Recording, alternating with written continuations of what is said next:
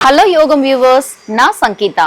இன்னைக்கு என்ன ஒரு முக்கியமான ஹெல்த் டாபிக் ரொம்ப ஷார்ட்டா பார்க்க போறோம் அப்படின்னா, அஜீரண கோளாறு எதனால ஏற்படுது, அந்த அஜீரண கோளாறை நம்ம எப்படி ஹோம் ரெமெடி மூலமா கியூர் பண்ணிக்கலாம் அப்படிங்கறத பத்தி தான் இந்த பதிவுல நம்ம பார்க்க போறோம்.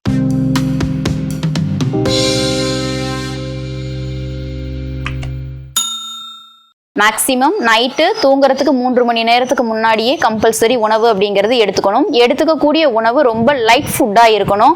அளவுக்கு அதிகமான உணவுகள் எடுத்துக்கிறது, ஃபாஸ்ட் ஃபுட் ஐட்டம்ஸ் மாதிரி எடுத்துக்கிறது, பேக்கரி ஐட்டம்ஸ்லாம் எடுத்துக்கிறது, இந்த மாதிரி இருந்தாலுமே கூட அஜீரண கோளாறு அப்படிங்கிறது ஏற்படுறதுக்கு வாய்ப்புகள் அதிகமா இருக்கு. ஏன் அப்படின்னா, இந்த உணவுகளை நம்ம அதிகமா எடுத்துக்கும் போது உடல்ல இருக்கக்கூடிய அனைத்து ரத்தங்களுமே என்ன பண்ணும் அப்படின்னா வயிற்றை நோக்கி போகும். வயிற்றை நோக்கி போச்சு அப்படின்னா அது வந்து செரிமானத்துக்காக போயிடும். இந்த டைம்ல நம்மோட மூளைக்கு வந்து சரியான பிளட் சப்ளை அப்படிங்கிறது இல்லாம போயிடும். இதனால என்ன ஆகும் அப்படின்னா, எல்லா ரத்தமே வயிற்றுக்கே போயிறதுனால கண்டிப்பா நமக்கு இந்த அஜீரண கோளாறுகள் தொந்தரவுகள் அப்படிங்கிறது ஏற்பட ஆரம்பிச்சிடும். இந்த மாதிரி அஜீரண கோளாறு ஏற்பட்டுச்சுன்னா கழிவுகள் வெளியேறாது, நச்சுக்கள் அதிகமா சேர ஆரம்பிச்சிடும், சரியா தூக்கம் வராது, இந்த அஜீரண கோளாறுங்கிறதும் ஏற்பட ஆரம்பிச்சிடும். ஸோ நம்ம என்ன பண்ணணும் அப்படின்னா, அளவோட உணவு எடுத்துக்கிட்டு ஆரோக்கியமான தூக்கம் இருந்தது அப்படின்னா கண்டிப்பா இந்த தொந்தரவுகள் இல்லாம ரொம்ப நல்லா வாழ முடியும். இந்த அஜீரண கோளாறு இல்லாம இருக்கிறதுக்கு சில உணவுகள் நம்ம எடுத்துக்கிட்டோம் அப்படின்னா கண்டிப்பா இந்த அஜீரண கோளாறு நம்மள நெருங்காது. என்ன உணவுகள் அப்படின்னா, தயிர் எடுத்துக்கலாம், ஆப்பிள், வாழைப்பழம், நட்ஸ் ஐட்டம்ஸ், தானியங்கள், முளைக்கட்டிய பயிர்கள், சியா விதைகள், இஞ்சி, பப்பாளி பழம், புளித்த உணவுகள், பச்சை இலை காய்கறிகள், இதை எல்லாமும் நம்ம பயன்படுத்துறது அப்படிங்கிறது ரொம்பவே சிறப்பானது. மெயினா இந்த சியா விதைகள் பார்த்தீங்க அப்படின்னா உடலுக்கு அவ்வளோ ஒரு ஊட்டச்சத்தான ஒரு உணவு. அது மட்டும் இல்லாம உடல் மனம் இரண்டுக்குமே ரொம்ப ரொம்ப நல்லது அப்படின்னா சியா விதைகள் தான். ஸோ இந்த உணவுகளை எல்லாம் நம்ம எடுத்துட்டு வந்தோம் அப்படின்னா கண்டிப்பா அஜீரண கோளாறு உங்க யாரையுமே நெருங்கவே நெருங்காது. அடுத்ததா இந்த அஜீரண கோளாறு ஏற்படாம இருக்கிறதுக்கான ஒரு முத்ரா தான் பார்க்க போறோம். இந்த முத்ரா என்ன அப்படின்னா வியான முத்ரா. காலை 15 நிமிஷம், மதியம் 15 நிமிஷம், ஈவினிங் 15 நிமிஷம் எடுத்துக்கிறதுங்கிறது கண்டிப்பா ஜீரண சக்தியை சூப்பரா வச்சுக்கிறதுக்கு ரொம்பவே யூஸ்ஃபுல்லா இருக்கும். ஃபர்ஸ்ட் என்ன பண்ணும் அப்படின்னா, அதாவது நம்மளோட கட்டை விரலோட நுனியில ஆள்காட்டி விரலோட நுனியை டச் பண்ணிட்டு அதுக்கு மேல நடுவிரலோட நுனியை டச் பண்ணிடணும். மற்ற 2 விரல்களும் ஸ்டாண்டிங்ல தான் இருக்கணும்.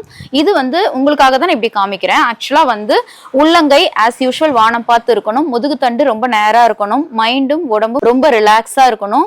நமக்கு எப்பெல்லாம் அஜீரண கோளாறு ஏற்படுது, ஒரு மாதிரி புளித்த ஏப்பமா வருதோ அந்த டைம்ல எல்லாம் இந்த வியான முத்ராவை நம்ம எடுத்துக்கிறதுனால கண்டிப்பா சூப்பரான ஒரு டைஜஷனுக்கு இந்த முத்ரை ஹெல்ப் பண்ணும். அஜீரண கோளாறு சரியாகிறதுக்கான அந்த டிப்ஸ் என்ன அப்படிங்கறத பாத்திரலாம். 1 ஸ்பூன் அளவுக்கு ஓமம், 1 ஸ்பூன் அளவுக்கு சீரகம் எடுத்துக்கிட்டு 1/2 லிட்டர் தண்ணியில நல்லா கொதிக்க வச்சிடணும். கொதிக்க வச்சு அந்த தண்ணி வந்து 1/4 லிட்டர் ஆனதுக்கு அப்புறம் நல்லா அந்த தண்ணியை ஆற வச்சு ஃபில்டர் பண்ணிட்டு சூப்பரா ஒரு கண்ணாடி பாட்டில்ல ஸ்டோர் பண்ணி வச்சிட்டோம் அப்படின்னா, குழந்தைங்களுக்கா இருந்தது அப்படின்னா, அதாவது எப்பயாவது குழந்தைங்களுக்கு இந்த செரிமான தொந்தரவு, வாமிட் பண்றாங்க அப்படின்னா அந்த டைம்ல நீங்க இதை ஸ்டோர் பண்ணி வச்சிருக்கீங்க இல்லைங்களா, இதை 1 ஸ்பூன் அளவுக்கு கொடுக்கலாம். கண்டிப்பா சூப்பரா சரியாயிடும். அதே மாதிரி இப்ப பெரியவங்களா இருந்தாங்க, அடல்ட்ஸா இருந்தாங்க அப்படின்னா அவங்களுக்கு வந்து 2 ஸ்பூன் அளவுக்கு கொடுக்கலாம். அடுத்ததா இந்த அஜீரண கோளாறு, அதாவது கேஸ், அசிடிட்டி, இன்டைஜஷன், இந்த பிரச்சனைகள் இல்லாம இருக்கிறதுக்கான வர்ம புள்ளி தான் இப்ப நம்ம பார்க்க போறோம். ஃபர்ஸ்ட் நம்மளோட லெஃப்ட் ஹேண்ட்ல ஃபர்ஸ்ட் ரேகை இருக்கு இல்லைங்களா, இந்த கார்னர்ல ஃபர்ஸ்ட் ஒரு கிளாக் வைஸ் ரொட்டேஷன் கொடுத்துட்டு பிரஸ் ரிலீஃப் இந்த மாதிரி 2 to 3 மினிட்ஸ் கொடுத்தீங்க அப்படின்னாலும் ரொம்ப நல்ல பலன் இருக்கும். அதே மாதிரியே நம்மோட நடுவிரல்ல இந்த ஃபர்ஸ்ட் பள்ளம் இருக்கு இல்லைங்களா, ஃபர்ஸ்ட் ரேகை இருக்கு இல்லையா மேல, அதாவது உள்பக்கம் ரேகை இருக்கும், பின்னாடி இங்க ஃபர்ஸ்ட் பள்ளம் இருக்கும் இல்லையா, இதுலயும் அதே மாதிரியே ஃபர்ஸ்ட் கிளாக் வைஸ் ரொட்டேஷன் கொடுத்துட்டு பிரஸ் ரிலீஃப் இந்த மாதிரி பண்றதுனால கண்டிப்பா நமக்கு இந்த கேஸ், அசிடிட்டி, இன்டைஜஷன் ப்ராப்ளம் இல்லாம ரொம்பவே ஆரோக்கியமா வாழலாம். என்ன யோகம் வியூவர்ஸ், இவ்வளவு நேரமா இன்டைஜஷன் பிரச்சனைகள் இல்லாம இருக்கிறதுக்கு நம்ம எந்த மாதிரியான உணவுகள் எல்லாம் எடுத்துக்கணும், எதனால இந்த செரிமான கோளாறுங்கிறது ஏற்படுது அப்படிங்கறத பத்தின இந்த பதிவு கண்டிப்பா உங்களுக்கு ரொம்ப பயனுள்ளதா இருக்கும்னு நினைக்கிறேன். இந்த பதிவு உங்களுக்கு பிடிச்சிருந்ததுன்னா லைக் பண்ணுங்க. உங்களோட ஃப்ரெண்ட்ஸ், ரிலேட்டிவ்ஸ் யாருக்காவது அவங்க குழந்தைங்களுக்கோ பெரியவங்களுக்கோ இந்த மாதிரி அஜீரண கோளாறு இருக்கு அப்படின்னா கண்டிப்பா இந்த பதிவை பகிருங்க, அவங்களும் பயன் பெறட்டும். இப்பதான் நீங்க நம்மளோட யோகம் சேனலை ஃபர்ஸ்ட் டைம் பாக்குறீங்க அப்படின்னா ஞாபகமா சப்ஸ்கிரைப் பண்ணிட்டு பெல் ஐகானை கிளிக் பண்ணிட்டு ஆல் அப்படிங்கிற ஆப்ஷனையும் டச் பண்ணிக்கோங்க. இதே மாதிரி நிறைய ஹெல்த் சம்பந்தமான வீடியோஸ் ஆகட்டும், அதுக்கு சொல்யூஷன்ஸ் ஆகட்டும் நான் சொல்லியிருக்கேன்.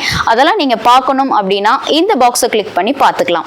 அதே மாதிரியே நம்ம யோகம் சேனல்ல மற்றவங்களோட வீடியோஸ் எல்லாம் நீங்க பார்க்கணும் அப்படின்னா இந்த பாக்ஸை கிளிக் பண்ணி பார்த்துக்கலாம்.